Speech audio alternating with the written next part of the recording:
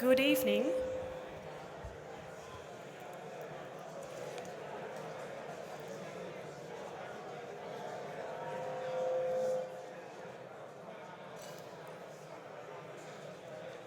Welcome everyone to our great annual dinner event. I hear you already have a great time. It took us a while to get you all seated, so I guess that's a good sign. It's been a long time since we met in person, and unfortunately, not everyone could join us tonight, due to the current restrictions, of course. But we do have more than 120 people in the room, and even more are following this event via the live stream. Also for me personally, this is an important event. I joined the board of our society in 2014, and last year I had the pleasure to become president. Unfortunately, there wasn't any live event so far, so this is my first live event as acting president. This also means that our previous president, Jacco Heemskerk, and also our previous vice president, Alfred Slager, didn't get a proper goodbye. Jacco is currently in the room. Alfred is unfortunately not present. It is his birthday today, but maybe he's watching via the live stream and having a birthday drink, I can imagine. I do want to take this opportunity to say a few words to the both of you. Jacco and Alfred have been on the board for many, many years. Jacco on the CFA Society and Alfred on the VBA Society. Both became presidents, and they had a vision. In our small country, we had two large societies with their own culture, their own heritage, and their own characteristics. But we also had the same mission, the same industry, the same ambitions. Their vision was to have one impactful society that could do more for our sector, not being competitors of each other, but building on each other's strengths together. It took us all roughly 2 years, but we did it. And with the guidance of Jacco and Alfred, we made the society as it stands today. We have over 2,000 members, more than 20 committees, multiple events offered yearly. That classifies us as one of the few CFA XL societies in the world. Amongst that select group, for example, is a London society and a New York society. That gives us more influence and enables us to make more impact for our sector. We have a broad range of education programs, of course, the CFA education, the RMFE, CIPM, and the new CFA ASRE certificate. We also recently redesigned our RBA program to fit the current market demands. And last but not least, our new MiFID II Stay Compliant program. And for that last program, we as a Dutch society were recently awarded with the International CFA Innovation Award. And of course, we offer our latest market insights through our local VBA journal and our International Financial Analyst journal. But back to Jacco and Alfred. Jacco and Alfred guided us to where we are today, both in their own way. Jacco with a strong feeling for people, culture, and integration. And Alfred with a focus on education, committees, and society organization. Jacco and Alfred, on behalf of the members, on behalf of the board and staffed office, and also on behalf of me personally, I would like to thank you very much for your many, many years of commitment to our society. Please give a round of applause to both of you.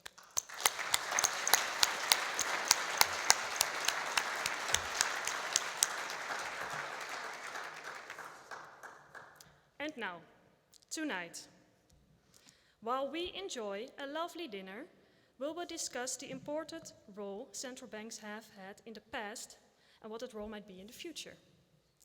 I'm very proud that we have fantastic speakers for you tonight. For two of the speakers, this is their first international appearance since the start of COVID. The speakers will be properly introduced by our moderator, Sandra Phlippen. Sandra is the chief economist at ABN AMRO and a leading authority on modern monetary theory. Please join me in welcoming Sandra.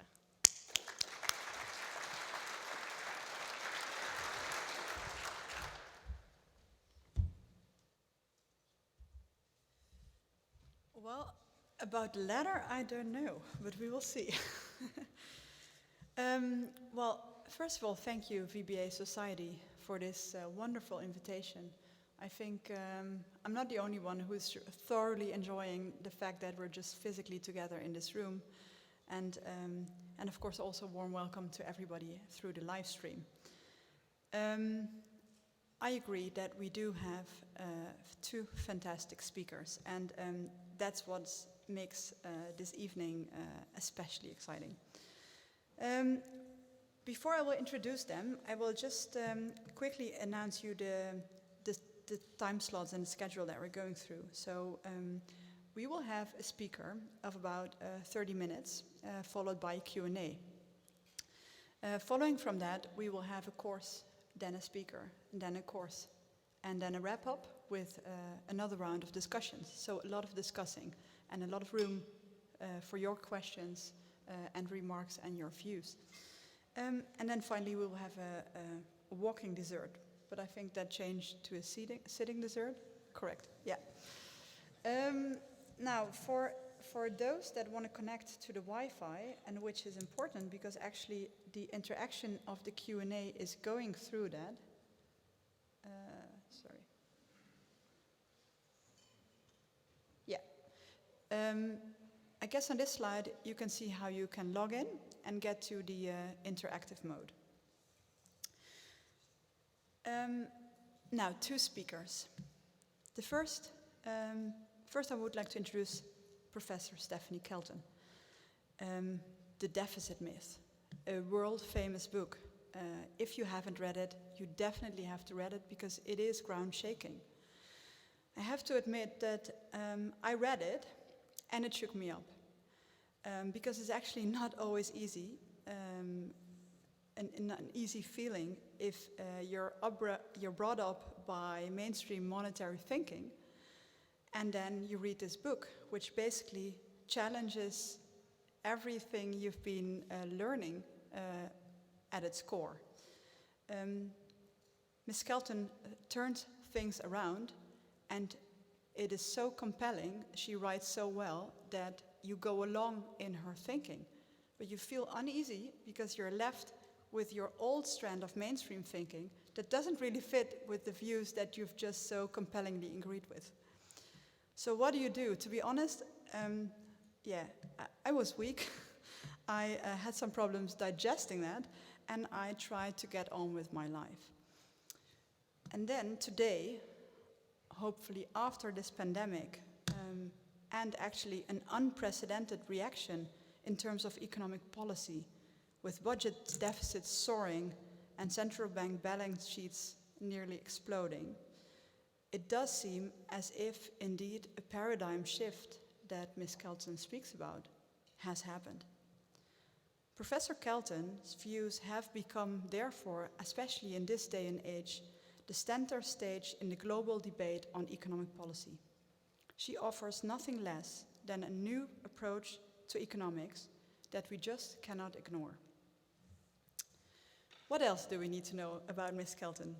Well, Professor Kelton holds a chair in the Stony Brook University in New York.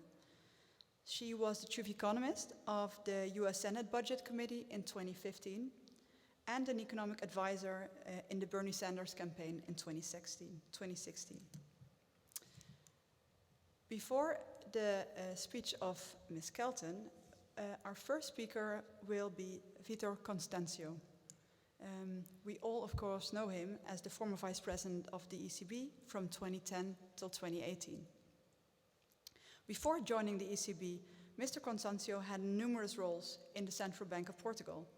Lastly, as the governor, and as such, of course, also he was a member of the governing council at the ECB.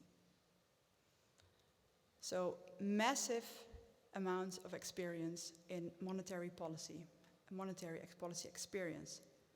But actually more than that, because just as Ms. Kelton, Mr. Constâncio has for a long time, nearly always, been deeply ingrained in academia as well. Today as a professor in the economics department at the University of Navarra in Madrid, but actually already since the end of the 60s at the Lisbon School of Economics and Management. So for a very long time, but also today, Professor Constâncio is a highly influential voice in the public debate during this crisis and before. Recently, he has, for example, expressed his worries in the Financial Times about the divergence in economic recovery paths between the US and the Eurozone, as vaccinations and stimulus in Europe stay so far behind that of the US. So without further ado, I would like to introduce the first speaker, Vitor Constâncio. Thank you very much.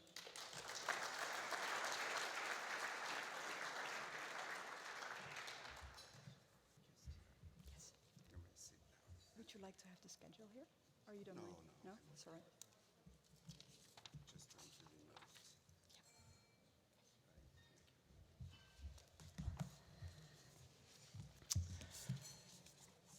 Well, thank you very much, Sandra, for your welcome words, and many thanks also to VBA for inviting me here today. As it was already said, I am particularly delighted to be here because it was my first trip abroad since February of last year. So it feels like a new start. Although we all know that we are condemned to Zoom at least partially in our professional lives forever, perhaps.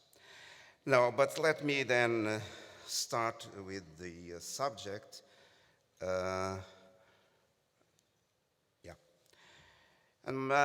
will start by briefly 2 slides to address the present challenges and situation in Europe, particularly in the euro area, and to point out, to start with, that all recessions leave behind normally a permanent loss. And the more recent recessions, the big recession of 08 or 09 is a good example. Here you have the growth rate, rates for the euro area 15,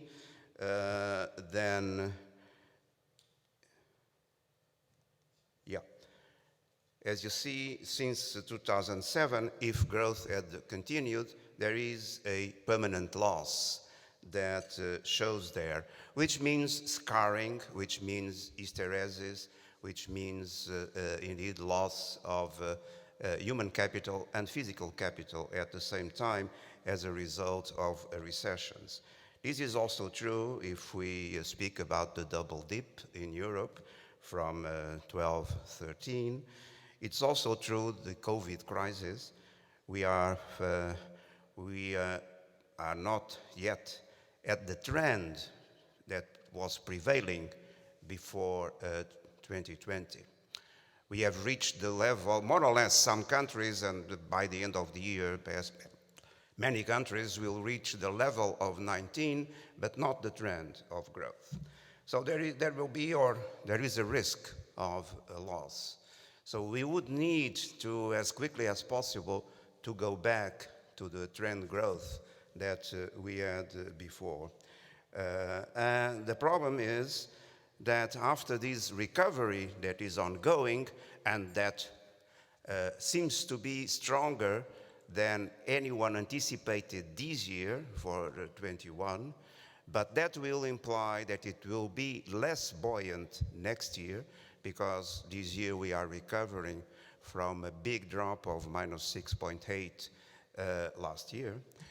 So it seems to be stronger, but it will decelerate next year, and by 23, it's already approaching potential growth, which meanwhile has decreased as a result of this crisis.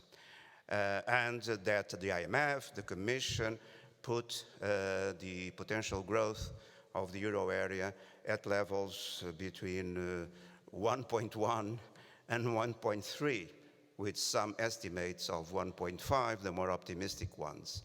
And that's where we will tend to be from 23 onwards.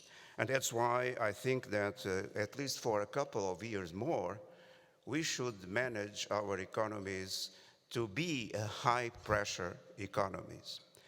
That would be important, really, to catch up and avoid the costs that the big recession implied, and would help the adjustments and restructuring that is unavoidable.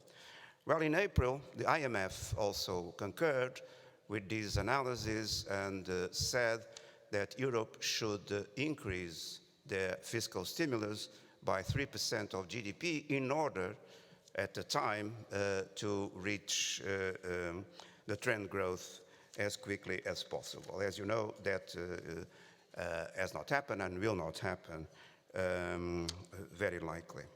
And this is then the difference between the core countries and the periphery countries in the euro area, which of course are much lower, the average and the core countries there.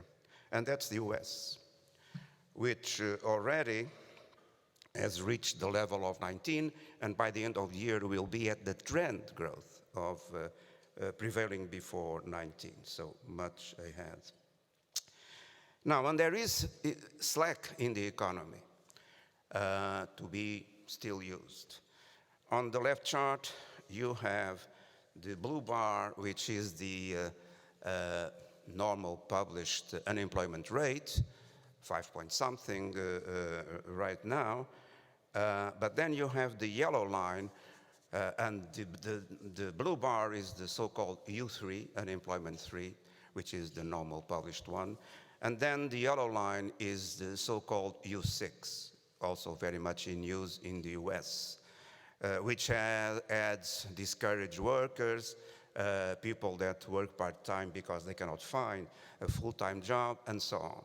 And that is now slightly above 15%. And that's representative of a slack. Also, you see the red bars.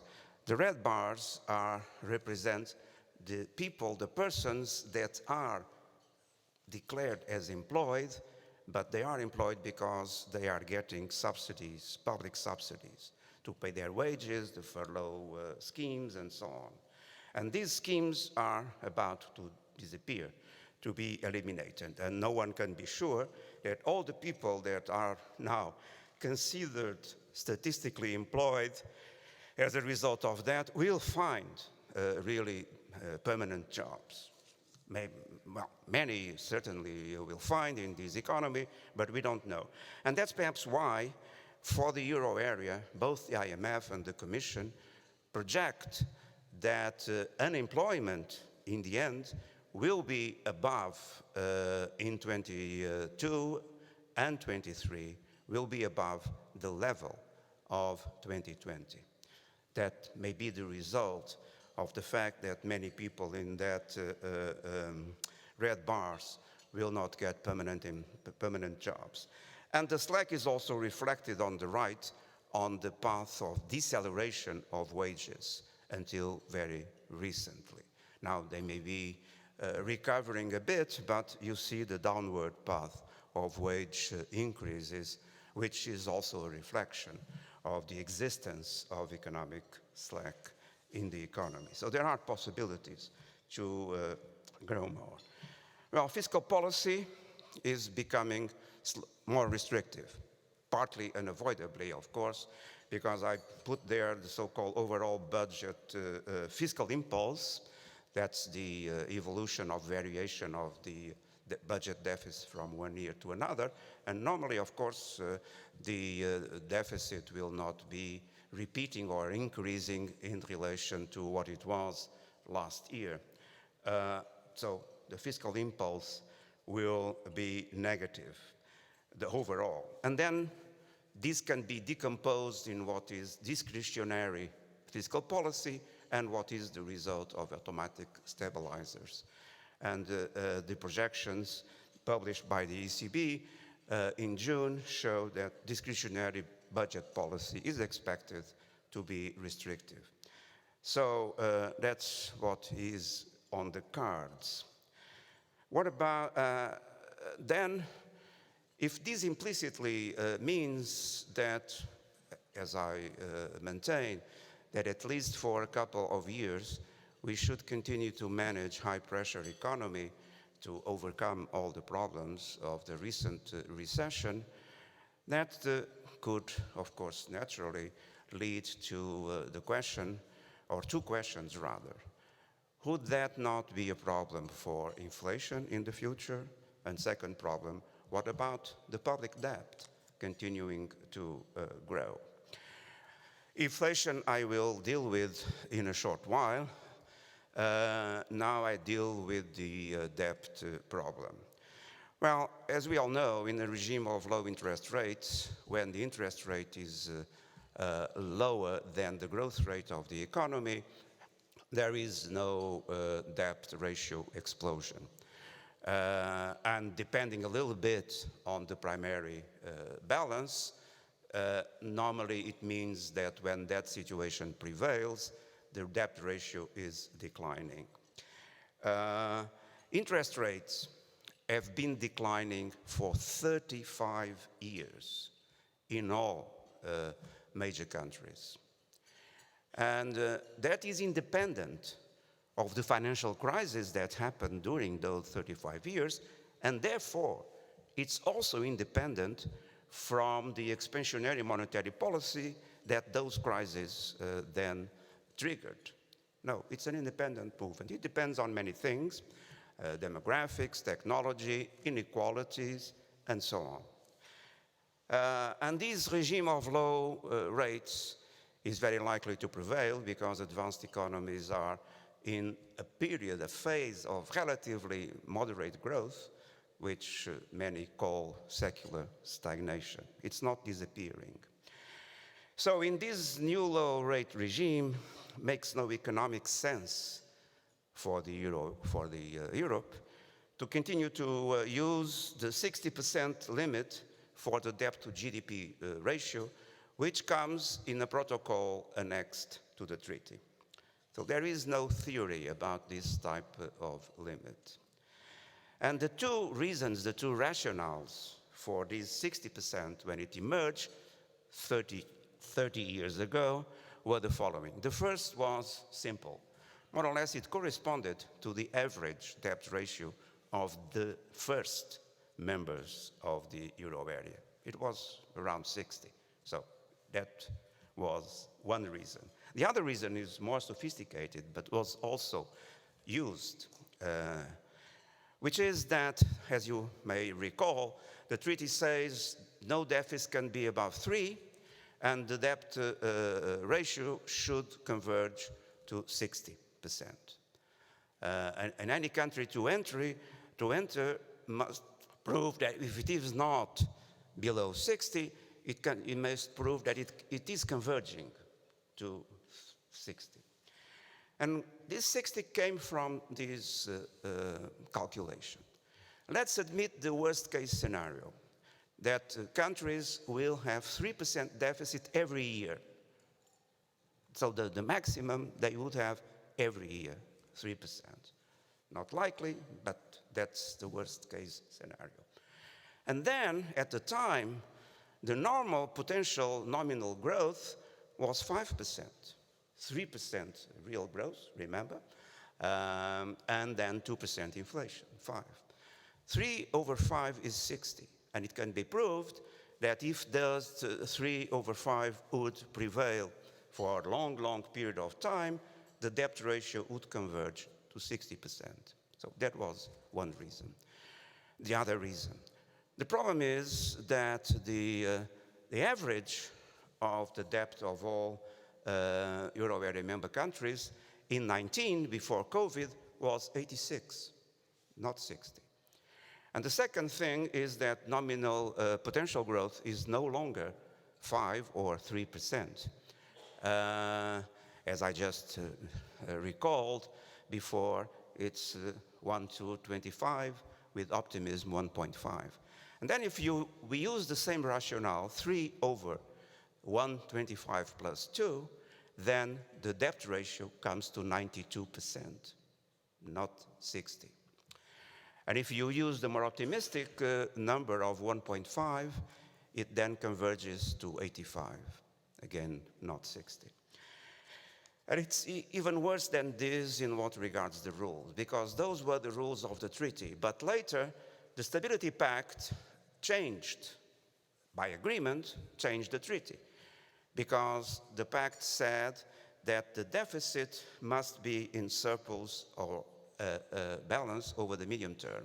And that, of course, was interpreted by saying that the deficit over one economic cycle must be balanced, 0. Say, cycles of 7, 8 years. And if that would be true and applied, then over time means that the debt ratio would converge to 0, which even, I think, I submit, is more absurd, because it means that the benchmark role, crucial for financial markets of sovereign debt, would not exist anymore. And all opportunities of states to do public investments or whatever then could not be used. So those are the rules. We cannot go back to these rules, or we will have another double-dip recession down the road. It's a risk, of course. So this means that the rules must be changed, at least in what regards the debt criteria. If the 60% cannot be changed in the protocol, then the Stability Pact must be changed in order to eliminate the mechanical formula of convergence that is now in the Stability Pact, which says that if a country has a debt above 60, it must reduce that difference by 5% each year. Which higher debt as a result of COVID for all countries, of course, becomes very demanding. And if we go back to that, then fiscal policy will become more restrictive than what it became in 2010-11, when it led to a new recession. The only advanced region in the country, in the world, that had a double recession after the big one in 08 or 09. So one of these two things must really be changed. And there is a lot of talk in academia, in institutions, including the independent European Fiscal Board, to move to an expenditure rule. But to move to an expenditure rule implies changing the debt criteria, because an expenditure rule with the same debt criteria would become more restrictive than what we had. So this must be changed. I am not going into details about the expenditure rule, but the expenditure rule also opens the door to the possibility of excluding from the controlled expenditure some public expenditure of investments that crowd in private investments that are essential for the greening goals that we now have, and cannot be reached without enormous private investments, which will not happen if they have to be decided by firms on a pure commercial basis, because the transition has all sorts of costs. And so there must be also a contribution from the public sector.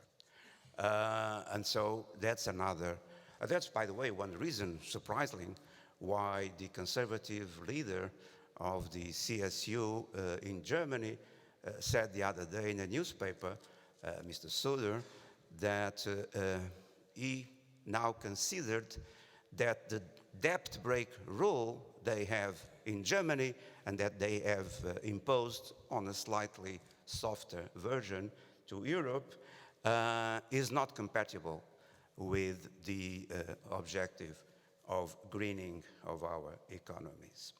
So that's then the crucial message about future fiscal policy. Now, turning to monetary policy. Well, the ECB has maintained an expansionary policy to ensure favorable financing conditions, stabilizing markets, supporting the economy, and all of that. Now, financial conditions have recently become slightly more restrictive, but so far not in a significant way. Potentially, there are two reasons that could justify or lead to a more restrictive monetary policy in the near future. One would be a risk of a sustained increase in inflation. The other would be an uncompensated termination of the large-scale purchases under PEP, the emergency program, which is supposed to end sometime next year. I will refer to it a little more in a short while. But before addressing these two questions, which are now the conducted line of the rest of my slides, I would talk briefly in one slide about the recent decisions of the ECB that introduced a new monetary framework, which differs a little bit from what we had approved in 2003, changing the initial framework of monetary union and central banking. Now, as you all know, but very briefly, first, the medium-term inflation target is now a fixed 2% instead of below but close to 2%. It's more precise, it's better to anchor inflation expectations and all of that. And the target is medium-term and symmetric. And I take these expressions from the ECB statement about the strategy, which is that the symmetric 2% inflation target provides a clear anchor for longer-term expectations, I mentioned already. And it also mentions that when the economy is close to the effective lower bound of interest rates, as certainly it is now, being indeed too negative, this requires especially forceful or persistent monetary policy measures, which may imply a transitory period in which inflation is moderately above target, above 2. It also says that the flexibility of the medium-term orientation takes into account that the appropriate monetary policy response to a deviation of inflation from the target is context-specific, and very important three words that come next. And depends, the reaction to the deviation, depends on the origin, magnitude, and persistence of the deviation. What is implied in these three words? Well, you know very well that when there is a supply shock, like in the past, a sudden increase of oil prices, then monetary policy cannot affect inflation. It's a supply shock. It's not a demand shock. So it cannot. So supply shocks, monetary policy has continued to be accommodative, and it's really not justified to become restrictive just because there was a big supply shock, like in many ways was the case of COVID, also a supply shock. It's both demand and supply, but there is a supply element there. And then the magnitude, if it is big or small. And then the persistence. So it means that the reaction of monetary policy is not strong and immediate when there will be any deviation from the 2% target. The most important sentence in the statement. Not very much highlighted so far, but I am pointing that this is a crucial sentence there. And then recognition of all former so-called unconventional tools that we used and now are in the toolkit of any central bank. So that's what happened. Now, let's turn then to the two reasons that could lead to also restrictive policy, monetary policy in the near future. The first, as I said, would be sustained increase in inflation rate. Well, I put there for the US and the euro area countries, inflation since 61. And what you see there is several episodes of high inflation in both areas, which were related either to wars, regional wars, Vietnam, the Gulf, or oil shocks, the two oil shocks. And then there was, of course, a correction immediately after those two big shocks in both areas.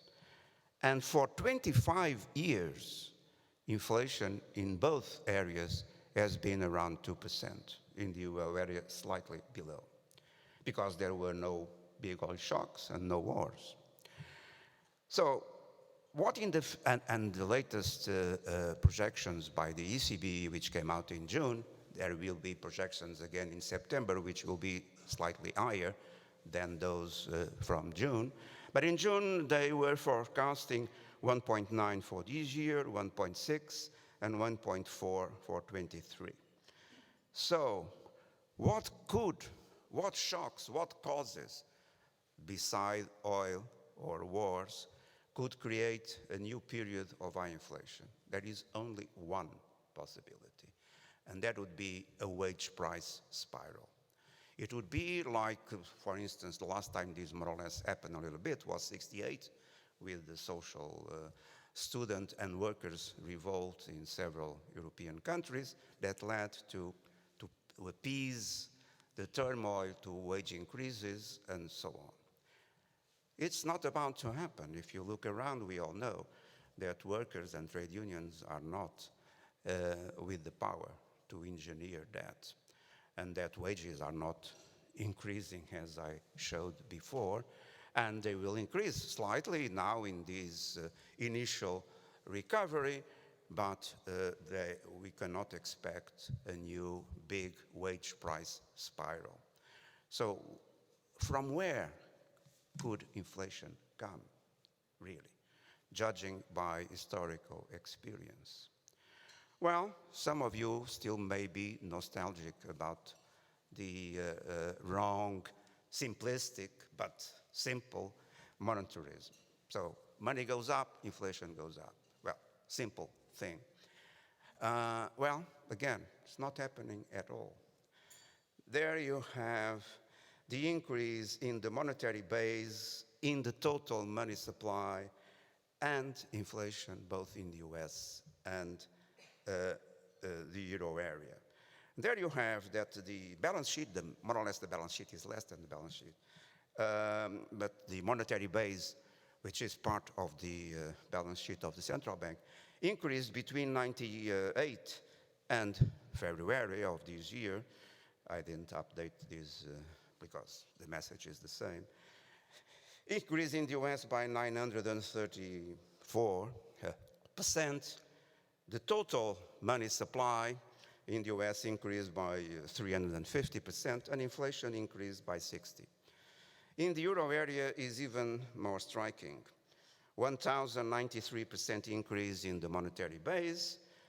The M3 increased in all this period by 225%, and inflation went up by 43%. There is no relationship. For many reasons that I'm not going to address, of course, it's not working. For many, many years now, so it's time that we all get rid of that simple mechanics, that it was nice if it would work because it makes matters very simple. Doesn't work anymore for many reasons that have to do with the structural changes in the financial system and in our economies. Now, also markets, so far, they really don't believe that inflation is coming in the future in a significant way, just for many reasons. If you look to the OIS curve, the overnight index swap, which is an interest rate swap between a fixed leg and then the accumulation of streams of income from the floating leg of the swap, the rate of the OIS for the euro area for 10 years is close to zero, 0.1, 0.2, which means that the market is telling us through that curve that, elements in the market would accept 0.1 or 0.2 for 10 years fixed in exchange to the accumulation of interest rates for 10 years. Oh, it's done very negative, of course, but it indicates that the market is not expecting high inflation rates in the future. The same message comes from simple yield curves. I have there the average yield curves for AAA countries, the solid line, and the dotted line for all euro area countries, a weighted average. And what you see there is that if we take the expectation hypothesis about the yield curve, you see that 10 years for all countries is zero. That's the expectation for interest rates 10 years from now. And for the AAA is minus 0.4. And for 20 years, and for 30 years, for AAA countries is just plus 0.1%. And for all countries, average is 0.8 positive. So no really markets forecasting that we are going to face a period of high inflation. Also, if we deal more directly with expectations, you also see that either the so-called consensus puts inflation up to 26 below 2. I have to, yeah. I'm just standing here. Okay, I'm sorry, I'm taking too long. And also that the market-based forward rates are also supposed to be below 2 until 25. So now, I know that 2 days ago, inflation for the euro area came in August at 3%. Yes. And it's going to be around that figure and higher until the end of the year. Why? Well, the 3% is explained by 15.4% increase in energy elements of the index. Food increased just 2%. Other industrial non-energy by 2.7%. And services, which by far, as we all know, it's the more important sector in our economies in weight of GDP, increased only by 1.1%. So the 3% has to be understood that oil was very low last year, so energy exploded, that VAT in Germany was suspended last year, now it's in place, and that until the end of the year, there is another big effect. In the last 4 months of last year, inflation was, during the 4 months, minus 0.3, was negative. So we are going to have another base effect. And so inflation by the end of the year may be even above 3, I don't know. In Germany, it will be much higher than that because of VAT. But that means nothing because from January onwards, all these base effects disappear. And we will have a big drop in inflation going forward next year. So this has to be considered. Besides all, in spite of all the scaremongers about inflation coming. Now, what this implies for monetary policy, well, the second reason that it may lead to become more restrictive is because PEP is a temporary program, and the present statement of the ECB is that PEP should end either when the crisis is declared ended by the Governing Council or at least will be in place until March. So there will be this crucial date, but it can be more than that because it depends on their judgment about the end of the crisis. But everyone is reasonable to expect that the end of the crisis will be declared sometime next year. And so PEP is bound to be winded down. The problem is the cliff effect reaction of markets if this is done very abruptly. Because financing conditions depend on public debt yields that then influence all other interest rates, influence the exchange rate, so influence the whole financing conditions.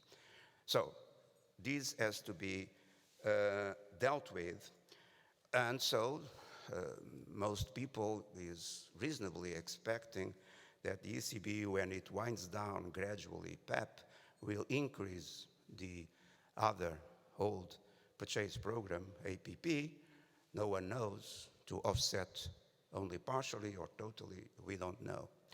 What I know is that this transition will be a very delicate moment to be managed, avoiding bad market reactions. The Fed has been successful now when it announced tapering starting before the end of the year. There was no so-called taper tantrum. So we will see how it goes. Also, sorry, and I finish very quickly now. May I just Yes. start off with some questions? Because, I mean, Very good. I know there's a lot of more. No, by inside the your way, brain that I we have would like to know. slides which are self-sufficient, and you may read afterwards, Yes. because they will be available to all of you.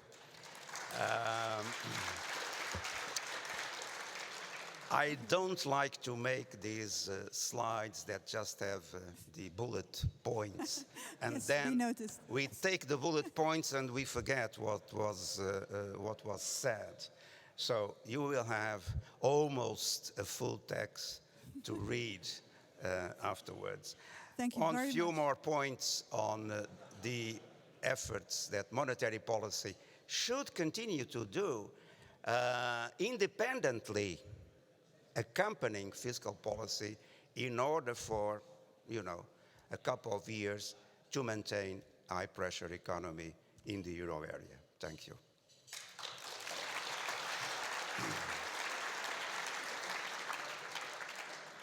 Thank you very much for a super interesting presentation. And indeed, it's very worthwhile to just read it in your own time. Thank you. So, actually, I do have a co-moderator, which is Rafi Hayat from Azar Investment Management. Very Thank good. you. Rafi is gathering the questions that are coming in via your phones, be it here in the room or at home. And he will pass them on either to me to decide who the question is to, or immediately to you, Mr. Constâncio. But maybe just while he is gathering, I have a lot of questions. So I suspect that basically most questions will be about the inflation part of your speech. So I would like to try one of the first part. Very good. So what I notice is that you have expressed a big worry that the kind of mechanic parts of the SDG agreement will create a repetition of the austerity response that will lead to a double dip in the near future. Until now, however, I think we have seen that governments have really responded much different than during the global financial crisis, which is basically almost the opposite of austerity, right? So there's been a massive fiscal response combined with the reaction of the ECB, of course. And so what makes you exactly think that we will fall into the trap of austerity again? Okay. First, let me remind you that in the crisis of 07, 08, 09, fiscal policy also initially responded, strongly. The recognized decrease of economic activity at the time had that response. But then, in the Pittsburgh G20 meeting, in Toronto meeting in 2010, countries reached an agreement that from that moment onwards, they should start restricting fiscal policy. And of course, Europe overdid it, more so than the US. So as a result, There is a nice paper published by the Commission, a working paper, that shows is with numbers, with their model, that the main reason for the decrease of GDP in 12-13, and also already decelerating in 11, was due to this change towards a restrictive fiscal policy. It was not because of monetary policy. It was because of that restrictive response.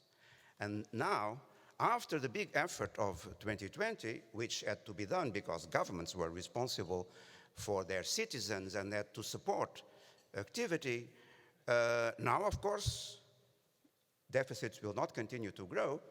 Naturally, they will be lower.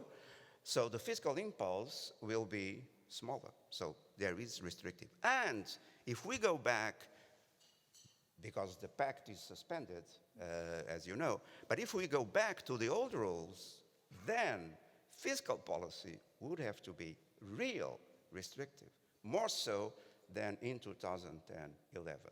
That's the source of my concern. Yes, and maybe just a very quick follow-up on that, because you say that the regulations are currently, let's say, frozen until further notice. So with all the worries that you expressed, where concretely should the changes in the current pact be? Well, I hinted to that. I don't have time to go into many details, but the first crucial thing, as I said, is to change the debt criteria. Either the 60% go, or the path of convergence must not be mechanical formula, must be a discretionary decision by the Commission and the Council in what regards the conditions of each country, and to then steer in a very gradual way, very, very gradual way, after the big jump in debt because of COVID. So that's the crucial change, crucial. I also hope that we move to an expenditure rule instead of the mess we now have of all the rules of the Stability Pact, which needs that each year the Commission publishes a vade-mecum of 260 pages to explain what are the fiscal rules. And I can tell you that some of these rules are not fully compatible. So for some countries, in some situations, they could never comply with the 5 quantitative targets that come out of those rules. That's what we are. So we have to simplify that. So those are very briefly, the 2 main points. Thank you. So I'm looking at Rafi, who has been gathering questions. Shoot. Yes, so it was a very interesting talk, by the way, Vitor. Thank you very much. I'm getting a lot of questions here, and let me just take a couple of questions, which I think a couple of questions are coming back every time. And one of the things people are asking is, will climate change, in a way, structurally increase inflation? What is your view on that? Because you just mentioned that the price-wage spiral is not working. I mean, we don't see that happening anytime soon. No. But what's the thing that might cause long-term inflation, and might that come from climate change? I don't believe it. Transition will be gradual. It will take time. Despite the president of the ECB saying that the ECB has still not concluded if the transition to climate change will increase or decrease inflation, they are still analyzing. I believe it will indeed increase prices a bit. That's my view. Because, new renewable energies will be initially slightly more expensive. There are transition costs because 20 million workers will have to be displaced until 2030, and all of that, that we know. So it may, but it will not be a dramatic increase. By the way, unfortunately, I also don't believe that the countries and the EU will indeed implement all the plans that have been announced. And what is happening now, it does not really indicate that they will really comply with those Okay, fair enough. So fair enough. So if it's not coming from there, it's not coming from wage spiral inflation, and we might have a situation in which inflation stays structurally low. I'm getting some questions here. That does this mean that the ECB will forever be stuck in this situation in which they keep stimulating because interest? No, not necessarily. What I'm saying is that inflation is not going to become persistently, above 2 for a long period of time. It's not. But it can be very close to 2, and so if that is then a stable situation, not going down to close to 0 or even negative, as we had in 2014, for instance, negative inflation, if it does not go there, and if it stays stably very close to 2%, then monetary policy can gradually be normalized, of course. But that's the 2% target, which has proved to be difficult to achieve, as we all know. Yeah, okay, fair enough. Yep. And if we switch to fiscal policy a little bit, Yep. Because you mentioned we should rethink these Maastricht criteria, and you mentioned the 90%, and this is something that popped up in my head also, and there was a question, Yep. couple of questions about this. What about moral hazard? So what about Italy? What are we saying to countries? You don't necessarily need to look after your public finances that much. No, what I said is a proof that with much lower rates of growth and interest rates compared with what they were back in the 80s and early 90s, it means that debt sustainability can be ensured with a much higher debt ratio, not 60, but much higher. It also is that sustainability, and that's the crucial point. In this situation, in my view, what countries must have and ensure is that there is a medium long-term regime of debt sustainability. It's not that the ratio is 60 or 50 or whatever. And we shouldn't really never had numbers for that in a treaty. Yeah. It should be outside the treaty. Some rules which from time to time have to be changed. I think It's that's that a great simple point. I of think that. that's a great point. Not one number for every country and let that number change as the economy changes. I think that's a great. Well, it's one way. I was not even speaking about a different number for each country. I was speaking about a different path for each country. Fair enough.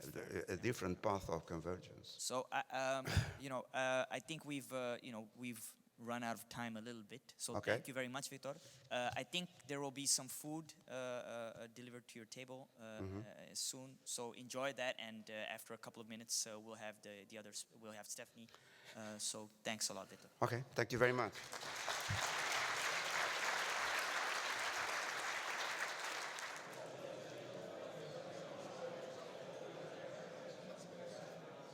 I hope you have thoroughly enjoyed your first course and a nice conversation at your table, because we are getting ready for our second speaker, which is Professor Stephanie Kelton, and it's a great honor to have her here. Stephanie is not coming on stage because she would like to just be a bit more free to move around and do her thing. So let's just give her a warm welcome. Thank you very much.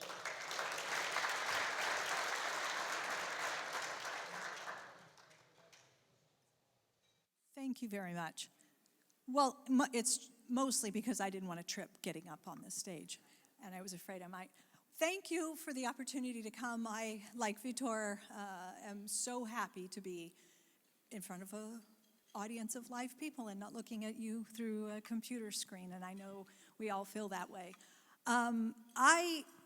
I will try very hard to do what I want to accomplish in 30 minutes, and it's very difficult because I'm going to try to introduce you to some concepts in MMT or modern monetary theory. This is not something I can do justice to in the course of 30 minutes because MMT is like a brand name, right? And the name MMT is really meant to refer to a body of academic scholarship that has been developed mostly by about a half a dozen economists starting 25 years ago.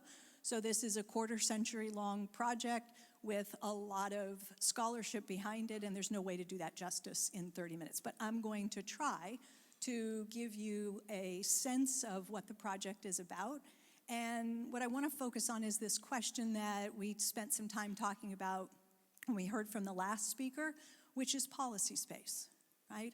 Fiscal policy space is sort of what I'm going to focus on. Vitor talked a lot about monetary policy, and we can certainly talk about the central bank, and I have a lot of thoughts there, but I want to focus my remarks mostly on fiscal policy. So I'm going to jump in. If you have heard MMT or modern monetary theory, you might have heard somebody say something like MMT is the school of thought that says that you can just print money and deficits don't matter. Ha! See, he's already nodding and smiling. Yes, that is my working definition of MMT. Please don't do that. Please don't do that. You will hurt my feelings and you will offend me intellectually, because that's not what MMT is or has ever been about. People think sometimes we're running an MMT experiment because central banks around the world are printing lots of money or running QE or doing large-scale asset purchase, blah, blah, blah. This is MMT in practice. No, it's not. Okay, again, we started writing the scholarship 25 years ago. There was no QE 25 years ago. What we were doing was laying out what we believed was a superior explanation, a macroeconomic framework that provided a description of how the monetary system works and the mechanics of government finance. In other words, how does it really work? It's a descriptive project, not a prescriptive project. Have the central bank buy lots of bonds, finance government. That's not MMT. Okay, so I just wanted to put that out there so that we can start from a correct place rather than an incorrect place. Somewhere on here is the right button. Okay, so I want to talk about what is changing, because I do think that MMT is having a big impact, not just in the US, not just within economics, but around the world. And I'll give you as evidence, just before I stood up from the table, the journalist who just published a piece for the New York Times, sent me the piece, and you can find it in the New York Times today, and it is all about MMT and the member of Congress who is the chairman of the House Budget Committee. His name is John Yarmouth, and how he is now the most vocal proponent of MMT in Congress. He's a congressman from Kentucky, okay, a Democrat from a very red state.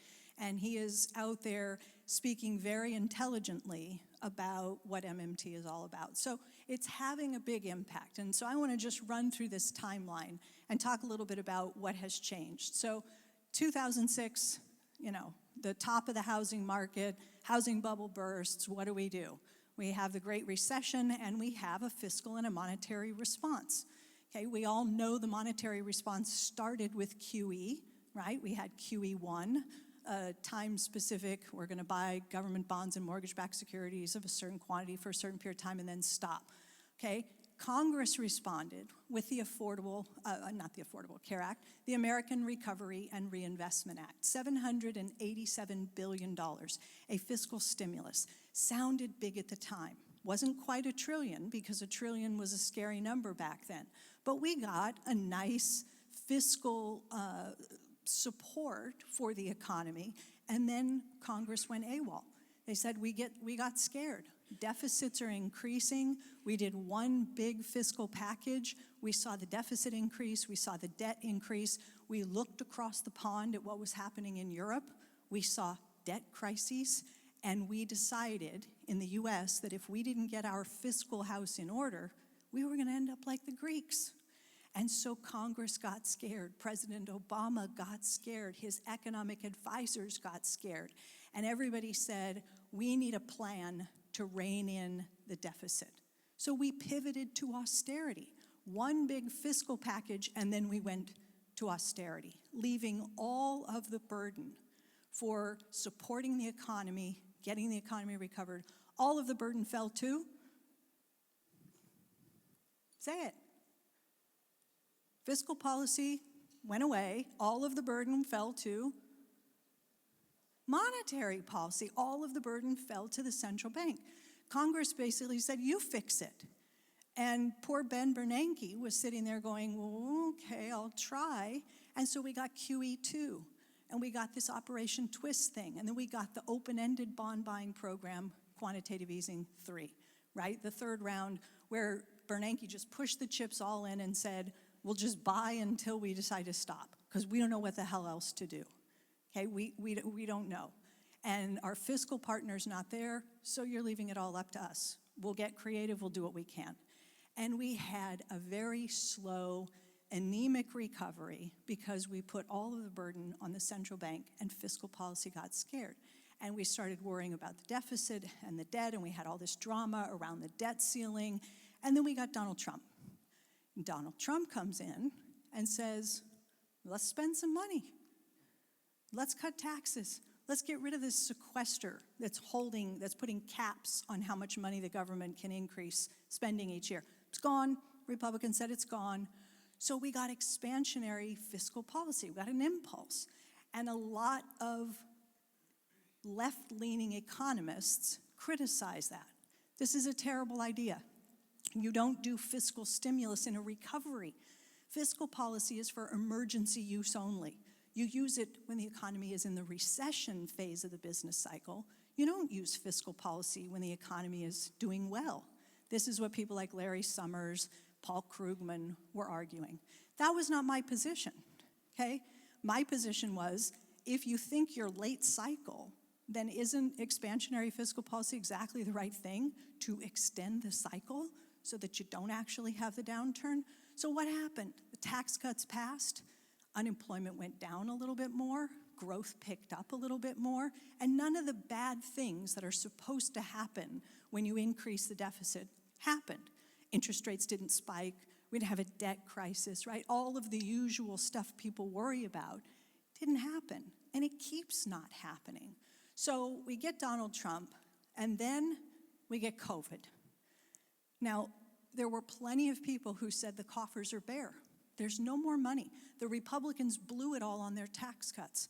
When the next recession comes, Larry Summers said, when the next recession comes, Congress won't be able to fight it because the Republicans blew all the money on the tax cuts. Was he right? Of course he was wrong. We know he was wrong. How do we know he was wrong?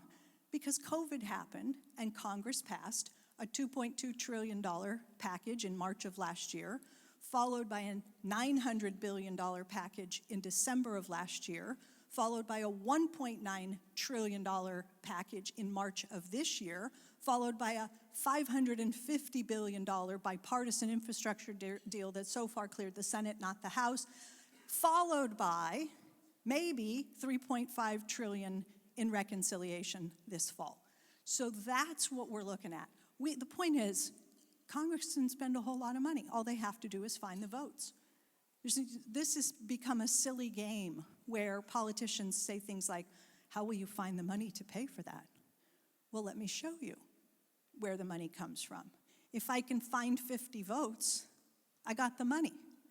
Because the votes are the pay-fors. That's where the funding comes from. Once Congress authorizes the spending, it's as good as done. The rest is just mechanics that happen behind the veil where the Fed backstops the primary dealer market and the bonds all get sold and the money all goes out. It's like a finely oiled machine, but not enough people understand how it all works. So here we are. Okay, this is from the president's own budget. So this is the Biden administration saying for this coming year, this coming fiscal year, he submitted a budget proposing $6 trillion in spending. Now the government was already spending about 4.3 before COVID. So this isn't $6 trillion in new, this is $6 trillion in total, where we were already spending about $4.5 trillion. Okay, what do they tell you in the budget? That budget deficits are going to be around, well, they're not going anywhere. And they're going to be about 1.3 trillion on average for the next 10 years. They tell you that the debt to GDP ratio over the next decade is going up. They just tell you, right?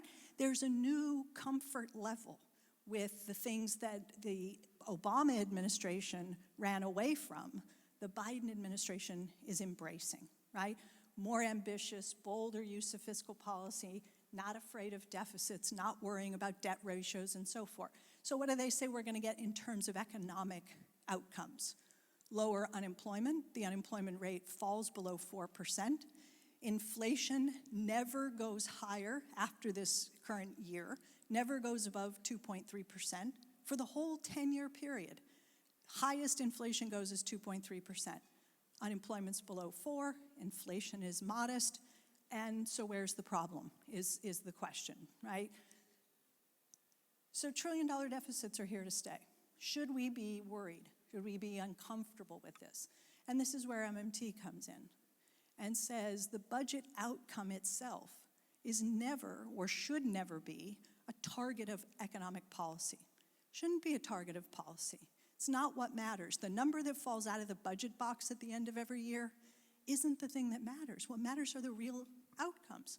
Do you have reasonable, robust growth? Do you have low unemployment? Do you have low and stable inflation? If you have good macroeconomic outcomes, why should you care whether those outcomes are achieved with a 2% surplus, a 3% deficit, a 4.5% budget deficit? That's not what matters. What matters are the real outcomes, okay? So let's talk about how deficits matter, because this accusation that MMT is about saying deficits don't matter, no. Never has been. From the very beginning, what we have always said is deficits matter, but not the way we've been taught to believe. We've been misled. We've been taught to think of the government's budget the way we think of our own personal household budgets. So we hear the word deficit and we think, oh, something went wrong. A deficit means overspending. In MMT, we say, no, a deficit isn't evidence of overspending. For evidence of overspending, you have to look to inflation. Right? So here's a graph that we have used and incorporated into our analysis, the way we analyze the macroeconomy. We've been using what's called the sector financial balances for 25 years. This work was pioneered by a British economist named Wynne Godley. Wynne Godley was, I think it's fair to say, the most successful British forecaster, economic forecaster of all time. Near the end of his career, he left Britain, moved to the US, and started forecasting the US economy. Jan Hatzius, the chief economist at Goldman Sachs, is a big fan of Godley's work. Such a big fan that Hatzius refers to this graph as the world's most important chart. That's not bad, right? The world's most important chart. Why does Goldman Sachs chief economist call this the world's most important chart?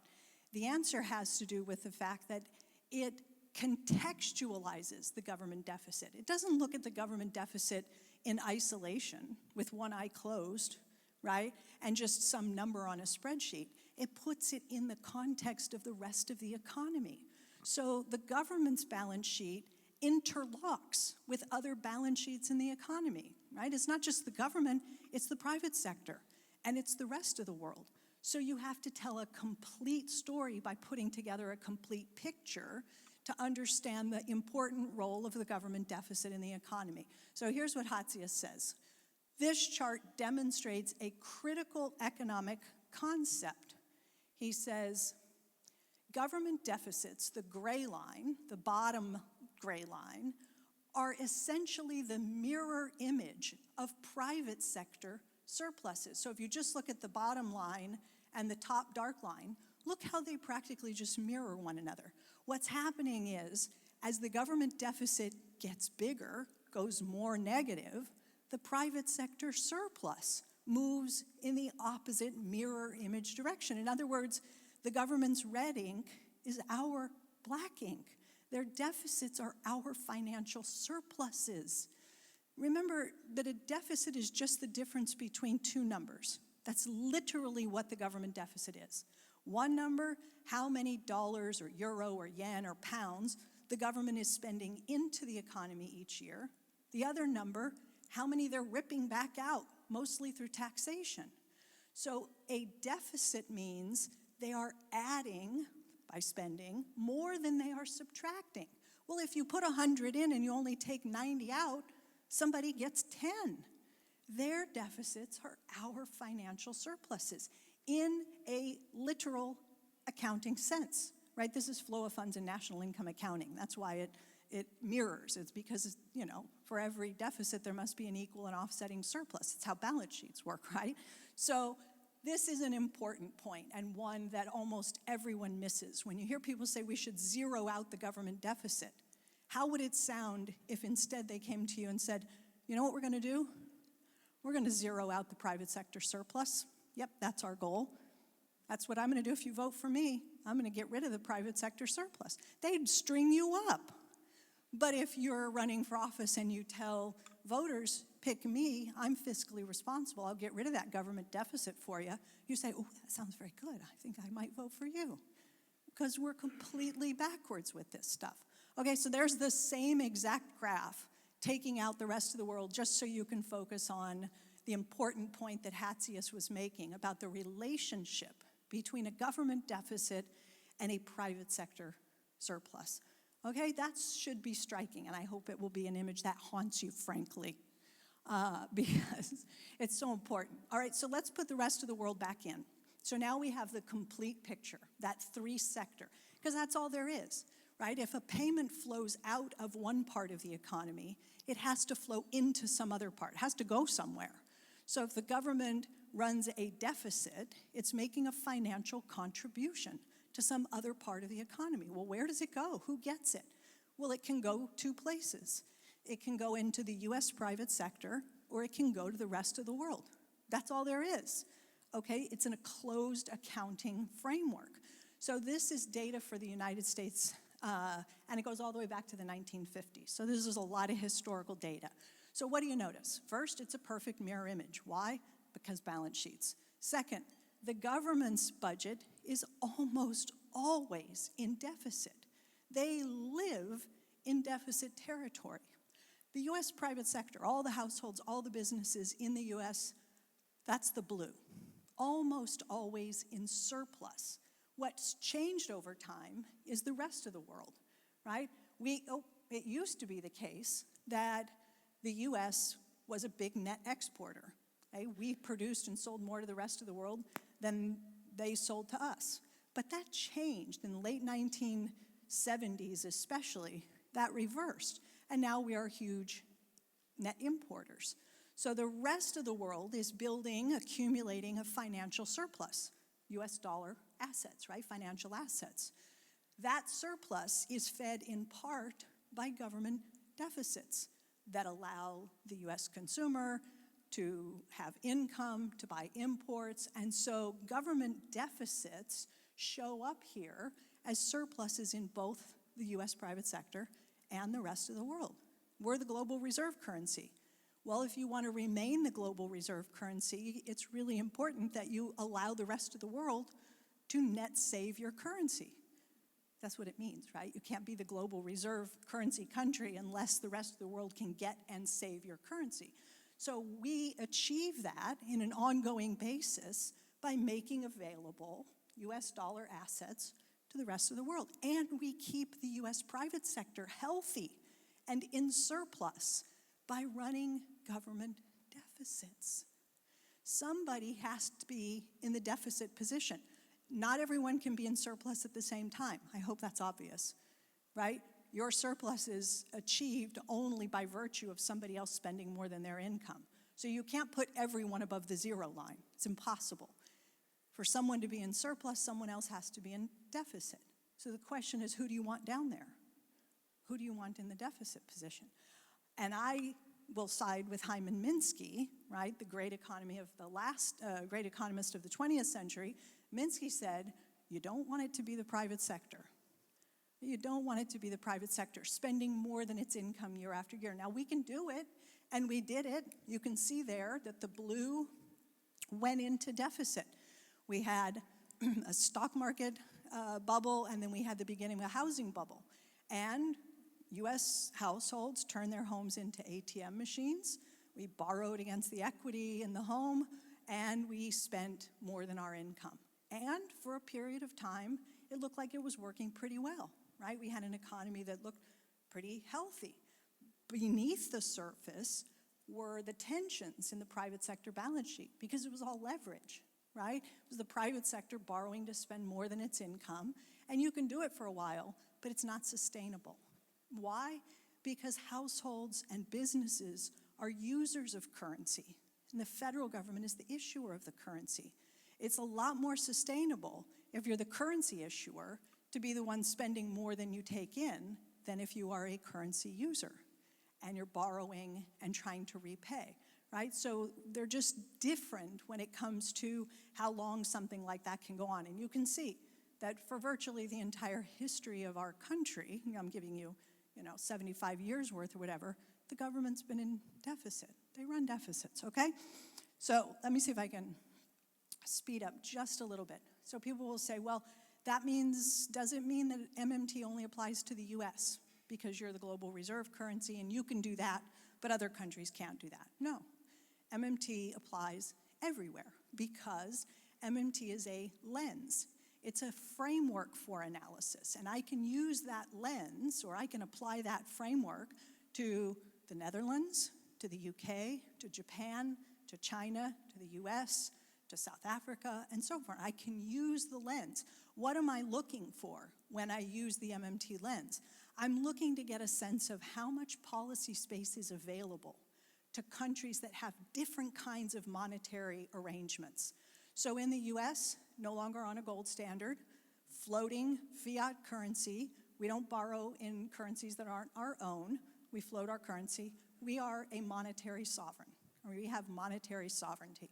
So does Japan, so does Canada, so does Australia, so does the UK, right? There are many countries that fit that design.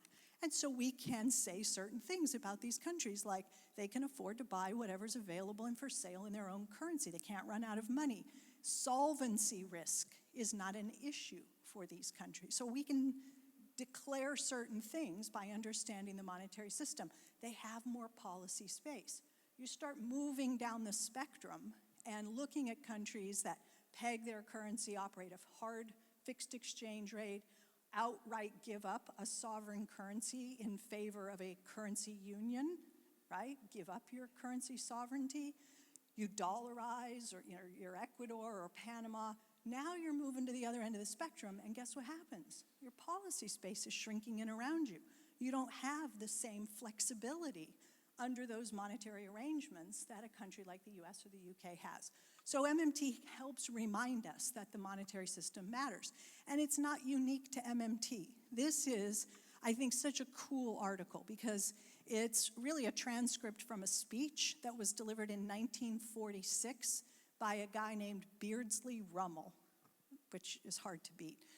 So Beardsley Ruml was they then called them chairman, today they call them president, of the New York Federal Reserve Bank.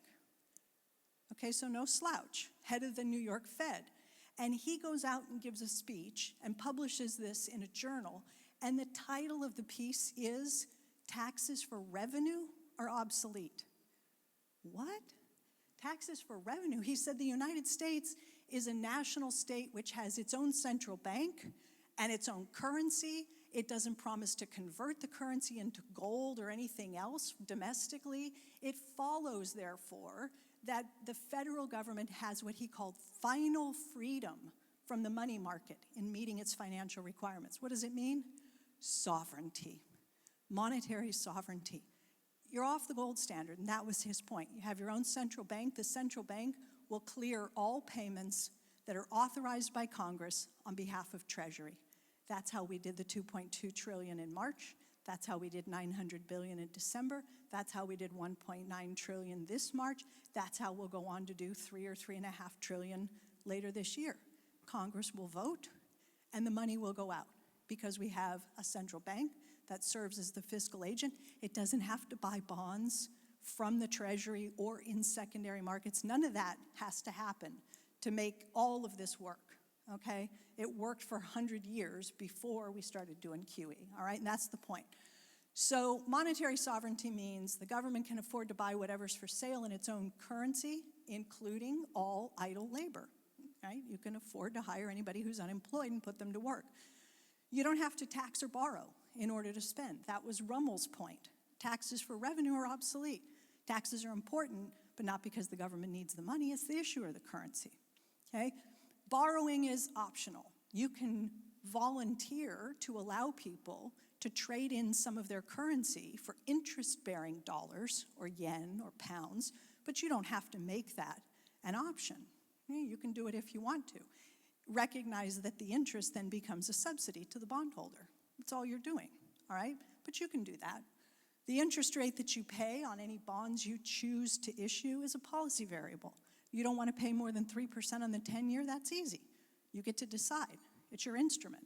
Okay, you can hold the rate as Japan does, the 10-year. You can pin it at 0 if you want to, right? It's your instrument. You can always choose the interest rate you want to pay on any bonds you choose to issue. Solvency crisis is impossible as long as the debt is denominated in your own currency, and the relevant constraint is inflation. You're not going to run out of money, you're not going to go broke, you're not going to turn into Greece, but you could overspend, and the punishment for overspending is inflation. It's not bankruptcy for a nation state, okay? That's what's important. So we get to MMT, and we start talking about the constraints. And Vitor talked a little bit about this, and I had to laugh when he said the quantity theory of money and the monetarist idea that if M go up, P go up. It is kind of, prehistoric in that sense, like caveman thinking, bigger M make bigger P. It doesn't work like that, okay? And very few people still subscribe to that. Then we had the Phillips curve, the idea that, well, there's this inverse relationship between unemployment and inflation. So if you allow the labor market to get too hot, unemployment falls too far, and you get inflation, except that the Phillips curve broke down decades ago, if it ever worked at all.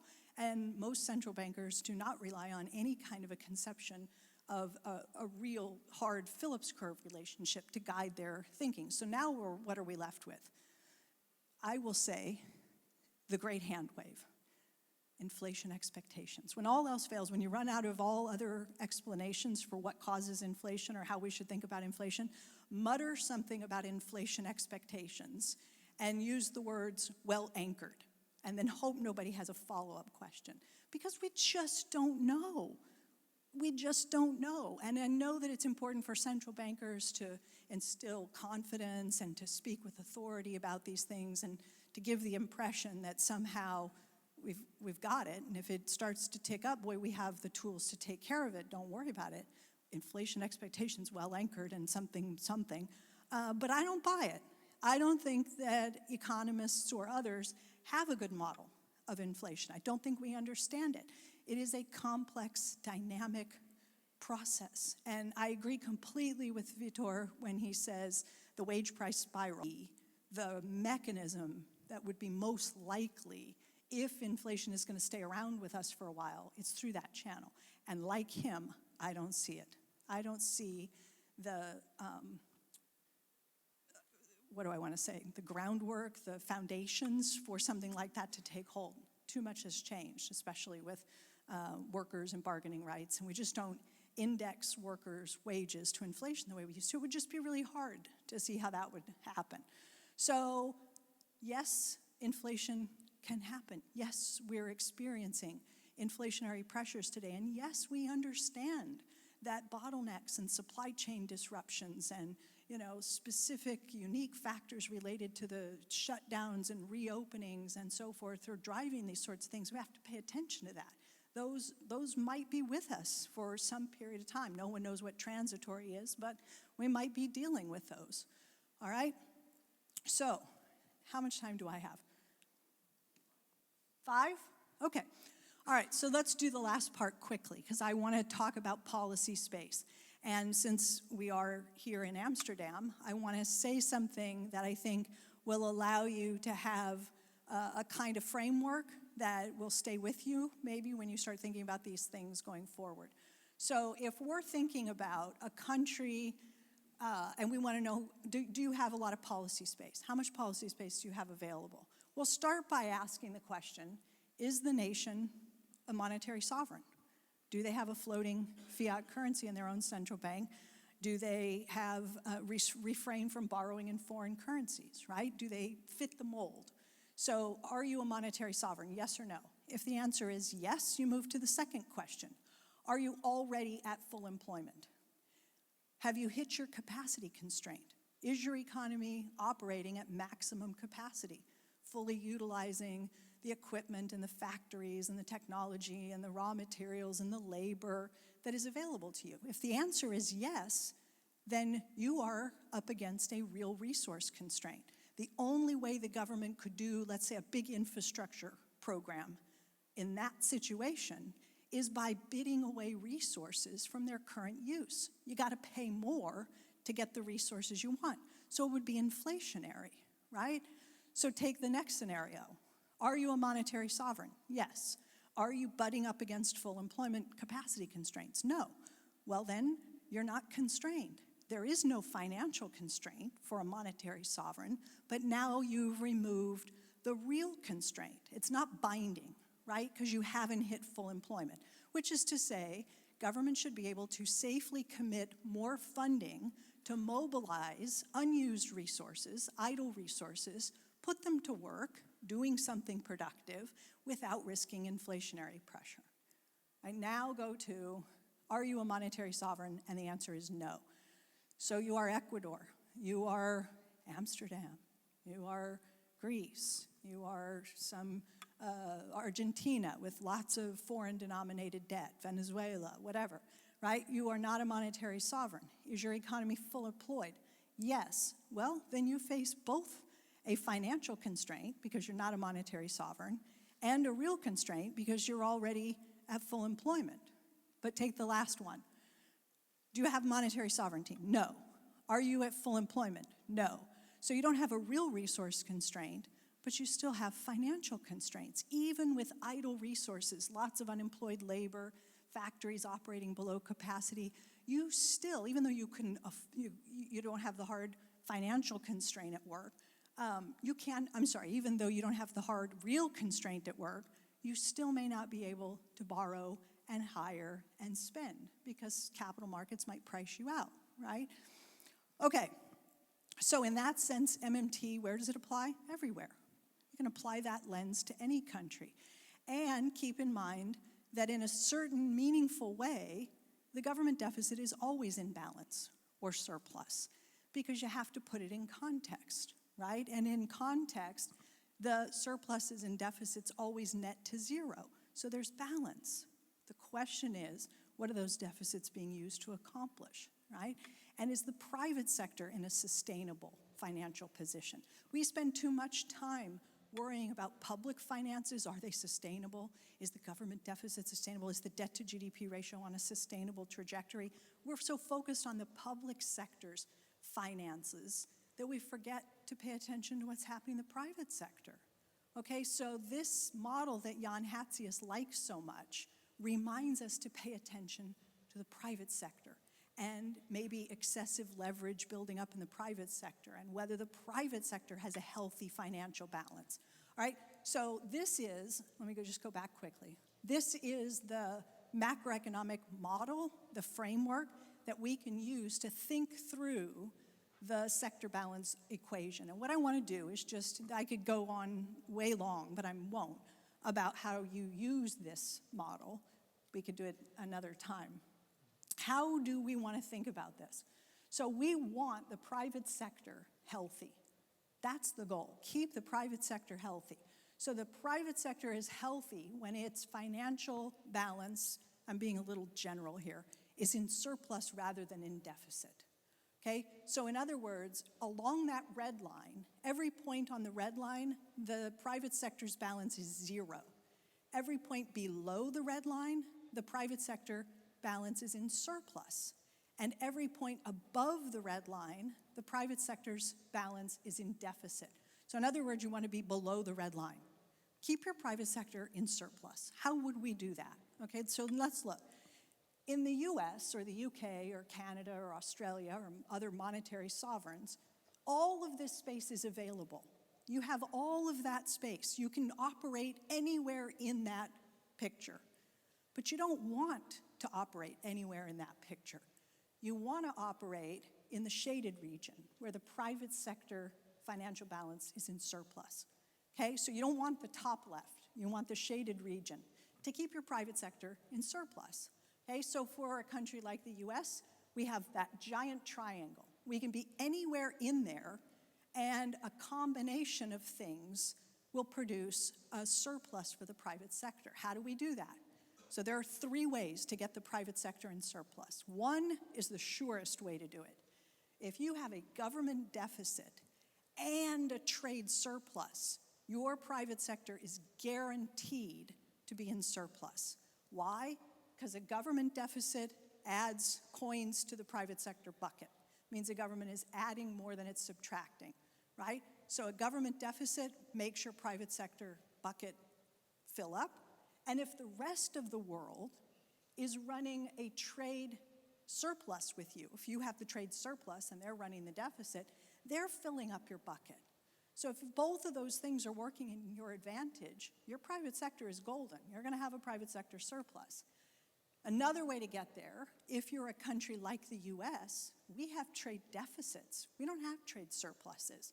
So the only way to get our private sector in the black, in surplus, is for the government to run a budget deficit that's bigger than our trade deficit.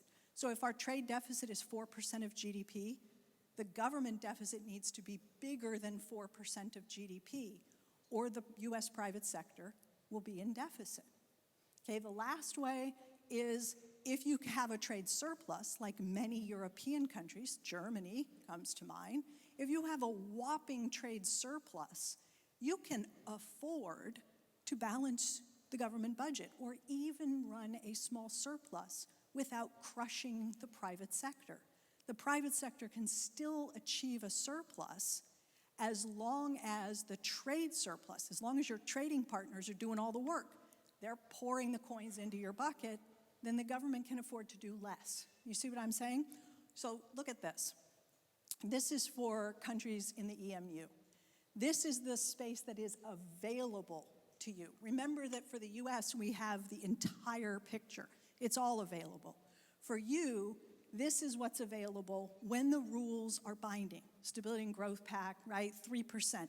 You don't have access to the space below 3% because what's being measured here is the deficit, right, on the bottom. So you can't drop down below 3. That's off limits to you. So there's your available space. But you don't want all that space. Remember, that's the US sustainable space. You don't want all of that, you don't want all of that space. You only want the part of the space that's below the red line. All of this puts your private sector in deficit, so you only want this here. All right, here comes the money shot. If you are a country in the EMU and you don't have a trade surplus to help you out, if you're running current account deficits, that's your available space. But you know you don't want all of that space. You only want the region below the red line. So this becomes your sustainable space within which to operate in the EMU. You can't drop below 3% because of the 3% deficit to GDP criteria. You can't be off to the right because you don't have a current account surplus. You don't have a fiscal surplus. You can't be up above. You'd make matters worse anyway. So that's it. That is your policy space in the EMU. And it's a whole heck of a lot smaller than ours or than Canada's, right? It makes a huge difference. So trade surpluses become kind of vital to your survival. It is helpful if the ECB is playing the role it's currently playing, which is backstopping the entire project so that countries can operate their budgets more flexibly, run deficits, disregard that 3% threshold, and that's temporary, presumably, right? So under the system that you have designed, it is just really important that countries try to achieve trade surpluses because it's the surest way to keep their economies, the domestic economy, the private sector, healthy and in the black financially, right? So it puts a lot of pressure. I'm right at the end here. So here's an example. Here's Germany pre-COVID, right? So it goes up to 2019. Oh, it doesn't, it goes to 2016. But that's what you see. This is the red is the rest of the world, right? So the rest of the world is running big current account deficits so that the purple, the domestic private sector in Germany, can have a surplus. And here's Spain, you see the same kind of thing. So, you know, for the last 10 years, what do you see? Well, the private sector has achieved a surplus. How did it get there? Well, a combination of achieving trade surpluses, the rest of the world in deficit, and government deficits. So the point is just to put the deficit in context so that you don't think the deficit doesn't matter. It does, but it matters in the context of all the other balance sheets and the other sectors in the economy that are important. Okay, so for the euro area as a whole, what you had seen pre-COVID was declining fiscal support, right? Government deficits getting smaller, but the private sector surplus was sustained because current account surpluses were growing to replace what that lost fiscal support was. So it's important, recognize MMT tells us that the real constraints are what matter, capacity constraints are what matters. We want to replace this concept of a budget constraint that would apply to a household or an other currency user with a real resource constraint, with an inflation constraint, and budget with inflation in mind, instead of budgeting with these arbitrary 3%, 60%, and so forth limits in mind. So that's the last slide. The question is, and you led with this, what do we do when we have all of these different crises bearing down on us? It's not just COVID, it's climate, and it's a number of other things. And are we going to, you know, lose our confidence and get scared the way we did once before and run away from deficits? Or will we continue to find ways to use deficits responsibly to solve other problems? Thank you very much, Professor Kelton. You see, guys, I warned you. This is really putting your thoughts upside down, right? So I give you some moments to recoup and get to your questions. But one thing you just mentioned very briefly is that in order to abide by the inflation constraint, the activities that governments do with their expenditures has to be productive, right? And so how are you so certain that the governments know how to create these productive expenditures? And if that doesn't work, how do we stay within this inflation constraint? So I'm not.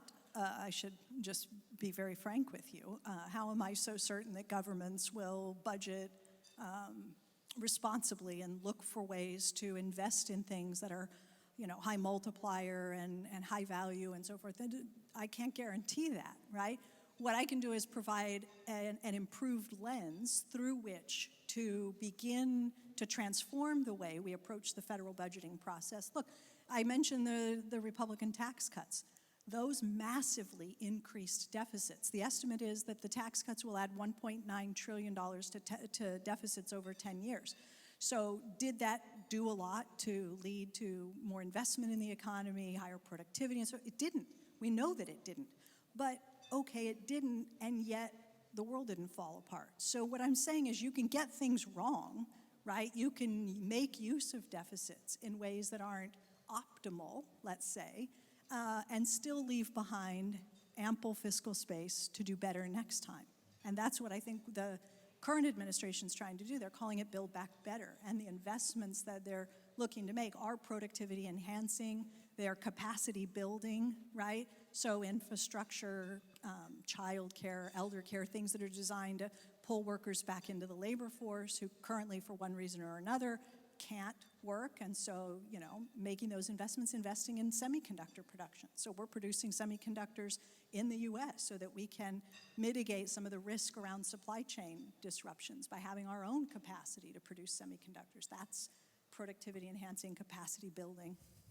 And what about the risk of crowding out private sector investments with additional public investments?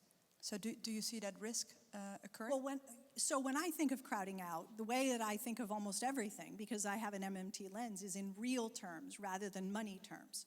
So, crowding out in economics is supposed to be the deficit increases, an increase in the deficit pushes up interest rates. A rise in interest rates is what crowds out private sector borrowing and investing and all that. I don't think of it that way. First of all, it doesn't work like that.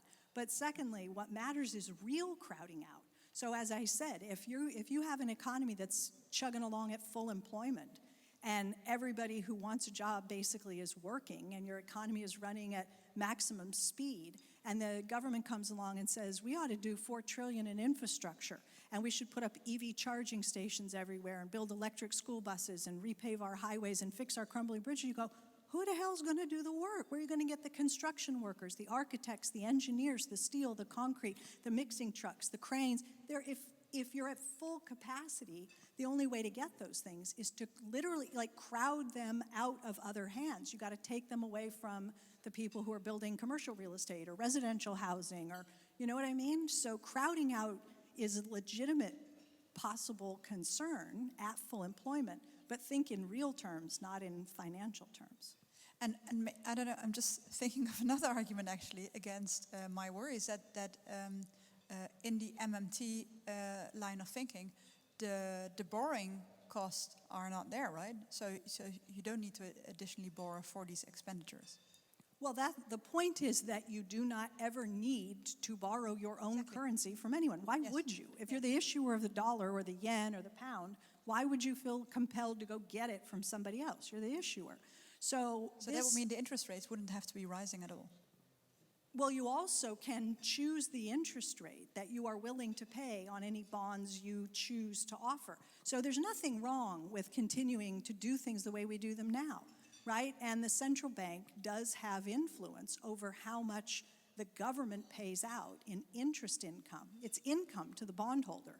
So when central banks raise interest rates and bonds are maturing and being rolled over at higher rates of interest, there is a fiscal impulse in the form of higher income, right? If government is spending more on interest expense, that interest is income to the bondholder, and bondholders could turn around and spend that income just like any other income. So I would suggest that there is at least the potential for inflation to move higher when interest rates go higher, not just for the channel I just described, the interest income channel, but because if you've borrowed to finance capital investment and rates move higher, borrowing is a cost of production for the firm. And to the extent that you can raise prices to cover your rising cost of production, you might also have a potential inflationary channel there through, I know it's counterintuitive, right? You think raising interest rates is supposed to bring inflation down, and I just gave you two channels through which rising interest rates could actually move prices higher rather than lower. Maybe just before we go to the audience, I would like to ask our previous speaker to reflect on. Sorry, I hope I didn't surprise you with that. Is that all right?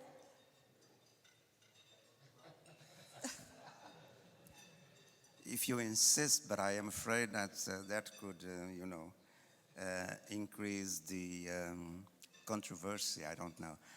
I have been with Professor Kelton twice in panels about this MMT, so she knows what I think. And I don't subscribe fully to MMT. Indeed, I agree with what the MMT names the descriptive part of MMT. I agree with MMT the way what is money created by a state, how money is created, the fact that a country with full monetary sovereignty never defaults. Greenspan said that in 2011. It's true. But perhaps it's only true for the US and perhaps the euro area. I don't see any other countries that can, increase their expenditures and, pay for them only in their own currency forever. So Very few countries can have that. But okay, countries like the US have full monetary sovereignty. That's absolutely true. And as Professor Kelton said, not Venezuela or Brazil or other countries, they don't have it. Of course. That is true also. It's also true that the collection of taxes or borrowing money is not necessary to fund the expenditure. As Abba Lerner said many decades ago, the purpose of taxes and borrowing is not to fund the expenditure, is to take away money from the rest of the economy so that inflation will not go up and up. But to fund, money is always created by the central bank in relation with the state. So all these descriptive elements are true.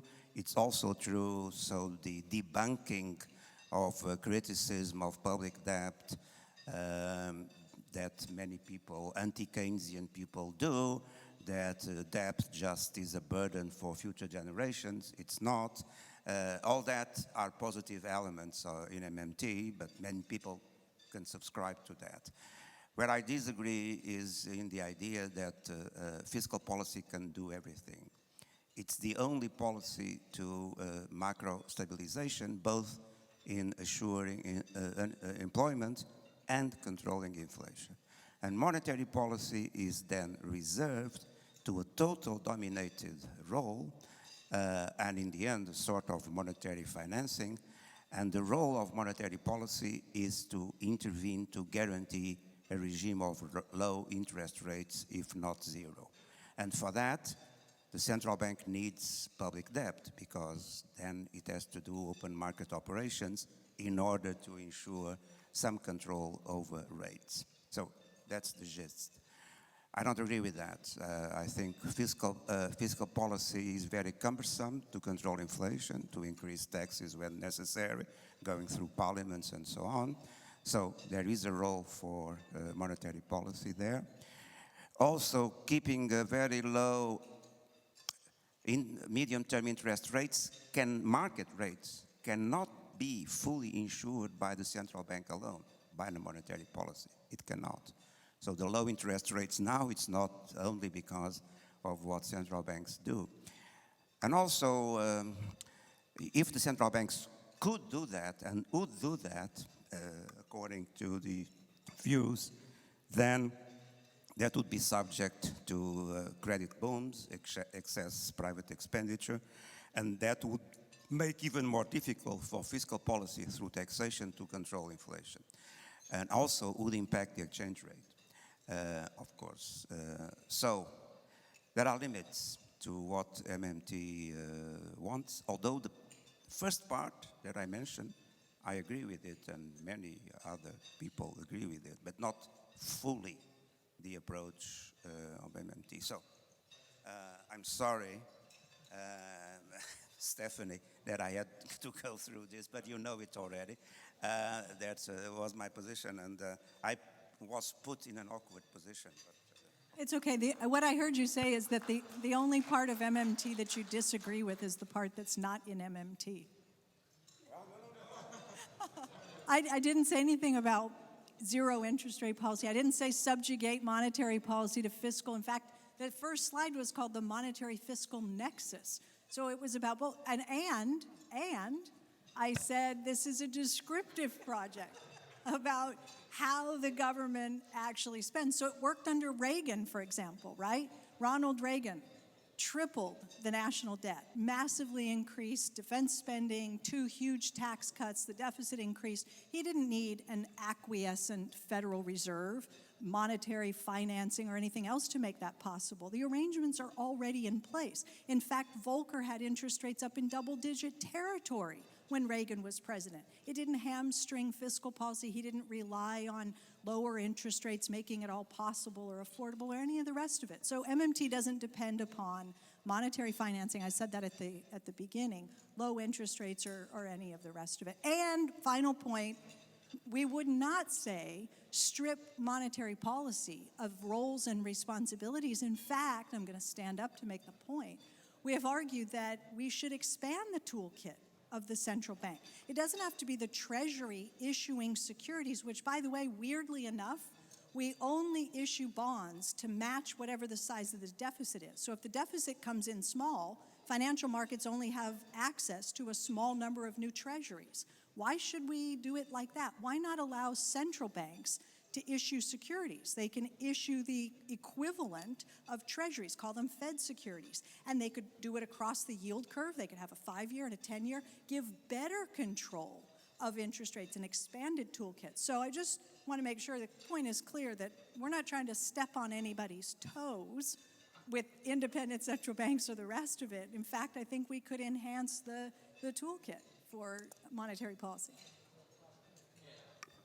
Thank you very much. Maybe let's just start with a very warm welcome, applause to Stephanie Kelton. Thank you very much.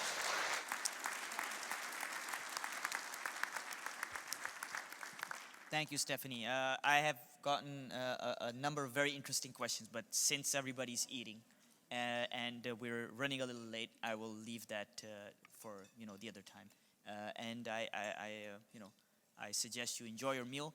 Stephanie and Vitor are still here, so if you want to ask a question, you can do so. Thank you very much. Thank you. I think Melinda will say some final words. Or no, after dinner. Enjoy your dinner, and then we'll wrap up later. Sorry. So I would like to ask you to just take a seat once more.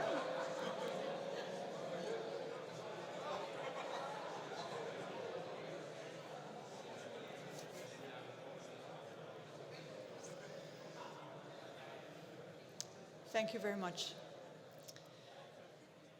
So, what an evening. I hear and see a lot of interaction. You're having a really good time. That is at least a very important part of this evening, of course. But what a great speakers we have had. And I'm going to try to I'm not going to try to summarize anything that has been said, because that will be impossible. But I do think it's interesting to just try and look back for a moment and reflect on why we had this discussion and where things are going. Because COVID-19, of course, besides the health crisis that it primarily was, and actually in large parts of the world still is, it has also created this massive fiscal and monetary expansion impulse. So I don't have the plot here, but I see it vividly in front of me. If you look at the Eurozone fiscal spending, it just shoots up in 2020. And the same happens with the balance sheets of the central banks. And it is truly exceptional what we've seen happening. And I'm actually convinced with Professor Kelton that it is a paradigm shift. Now, these initiatives have prevented a lot of economic damage as well. We have seen that unemployment, yes, it went up, but everyone who has been forecasting unemployment in the last year and a half has to admit that they were way above realizations. And that is because in the Netherlands, just to give you some context, the number of wage subsidy support has been the 28-fold of the wage subsidy support that was given during the global financial crisis. A 28-fold. That's a massive difference. And so the amount of damage that has been prevented with that didn't prevent, as of course we just heard from Vitor Constâncio, that there was still a large amount of damage. And part of the unemployment is actually still hidden. And that was why one of the two main messages of Professor Constâncio was that his worry that with the mechanical Stability and Growth Pact regulations that we have, we might actually return to austerity because we are so afraid of those deficits. And so there, I think, there's a little bridge between the two speakers, although, of course, on MMT, it was also clear that they didn't agree on everything.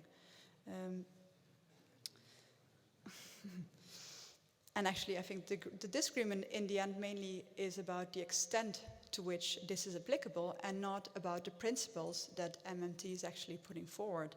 Because the principle of that we're actually learning that deficits are a natural counterfactual to private savings is a highly valuable insight. And it leads us also, I think, to a very hopeful message from Professor Kelton, especially looking forward, that expansionary policy and deficits are nothing to be afraid of, and also nothing that has to be worked against with austerity in the period after. And I say this especially with the idea that if we look forward, that there is a massive transition coming our way. And that transition is that we have to move with policies down to the 1.5 degree path for the future. And that means that there is a massive fiscal impulse necessary in order to make that transition without getting into a huge revolt in society. And that pathway is costly, but I do think it is a hopeful and worthwhile investment, because we also know that the current business as usual is going to be so much more costly in terms of the loss of welfare. So I think that's actually a really nice topic for your next VBA society meeting. And with that, I would still again like to thank both of the speakers very much. And a warm applause again, please.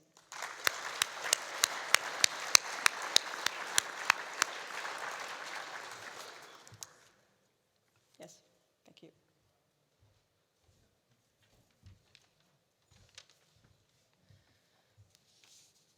What an inspirational evening. I hope that you enjoyed the annual dinner as much as I did. But standing between you and the dessert, I will keep it short. I would like to give a big thank you to our inspirational speakers and of course to our fantastic moderator.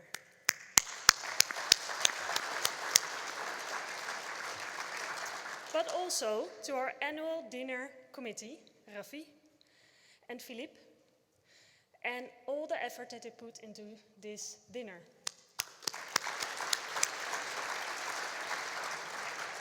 But let's not forget our beloved Irma. I know she doesn't like this.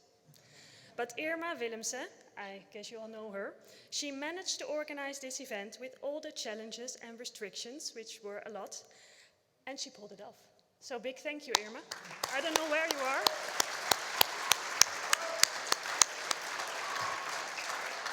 And last, I would like to thank our sponsors, who made the event possible and stayed with us through over the year and the challenging times.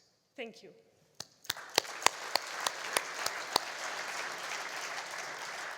So enjoy your dessert, enjoy the company, and we hope to see you at many more occasions this year. Thank you. Thank you, Melinda. And now that we're saying thank you, I think it's a good time to also thank our speakers and our moderator with a small token, which the value of which does not exceed the limits. Well, to be honest, I'm hoping it doesn't exceed, but I think it doesn't. So Philippe, let's give a small little typical Dutch gift to Sandra, to Vitor. Thank you, Vitor, and Stephanie. Dutch clumps and stroopwafel. So thanks a lot. Thank you, and enjoy your dessert.